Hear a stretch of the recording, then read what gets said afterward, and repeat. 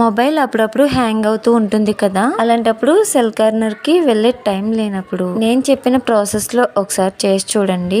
Mobile అయితే on అవుతుంది. Mobile side 3 buttons ఉంటాయి కదా, on and of button, volume buttons ఉంటాయి కదా, ఆ 3 బటన్స్ కూడా గట్టిగా క్లిక్ చేసి ఉంచాలి. ఎప్పటి వరకు అంటే స్క్రీన్ ఆన్ లో ఉంది కదా, అది ఆఫ్ అయ్యే వరకు కూడా క్లిక్ చేసి ఉంచాలి. ఇలా ఆఫ్ అవ్వగానే 1 నిమిషం పాటు వెయిట్ చేయాలి. ఇప్పుడు చూసారంటే దానికదే స్విచ్ ఆన్ అవుతుంది.